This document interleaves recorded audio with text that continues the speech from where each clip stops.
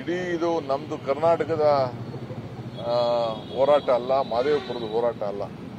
ನಿಮ್ಗೆಲ್ಲ ಒಂದು ಪ್ರಶ್ನೆ, ನಿಮ್ದೇ ಸರ್ಕಾರ, ನಿಮ್ದೇ ಆಫೀಸರ್ ಕರ್ನಾಟಕ ರಾಜ್ಯದವ್ರು ಇರ್ಬೋದು, ಎಲ್ಲ ಕಂಟ್ರೋಲ್ ಇವ್ರ ಕೈಲಿ ಇರ್ತದೆ.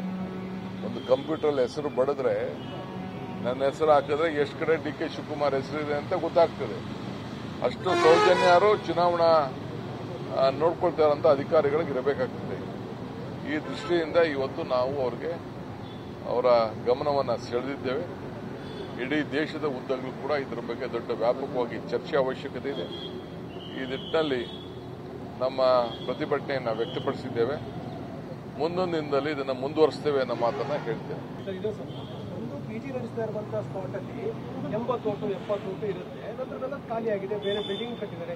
ಈ ತರದ ಪ್ರಮುಖ ದಾಖಲೆ ನೋಡಪ್ಪ, ನಾನು ಬಿಜೆಪಿ ನಾಯಕರುಗಳಿಗೆಲ್ಲ ನಾನು ಉತ್ತರ ಕೊಡಕ್ಕೆ ಈಗ ಅವಶ್ಯಕತೆ ಇಲ್ಲ.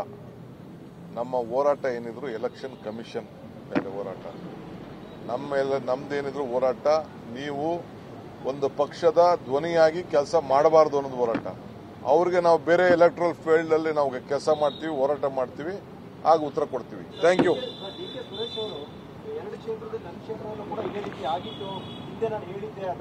ಹಿಂದೇನೆ ಅವರು ಸೆಂಟ್ರಲ್ ಎಲೆಕ್ಷನ್ ಕಮಿಷನ್ಗೆ ಹೋಗಿ ಲೆಟರ್ ಬರೆದು ಕೊಟ್ಟಿದ್ರು.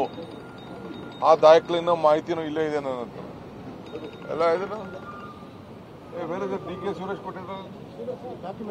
Srinath D K Suresh central election ಕಮಿಷನ್ಗೆ ಹೋಗಿ ಲೆಟರ್ ಕೊಟ್ಟಿದ್ರು, ವಿತ್ ಮಾಹಿತಿ ಸಮೇತ ಕೊಟ್ಟಿದ್ರು. ಬೆಂಗಳೂರು ನಗರದ ಕ್ಷೇತ್ರದಲ್ಲಿ ಅವರು ಅದನ್ನ ಗಣನೆಗೆ ತೆಗೆದುಕೊಳ್ಳಲಿಲ್ಲ. ಆ ದಾಖಲೆಯಲ್ಲೂ ಇದನ್ನ ಇದೆ. ನೋಡೋಣ, ಮುಂದಕ್ಕೆ ಟೈಮ್ ಇದೆ. ಅದಕ್ಕೆ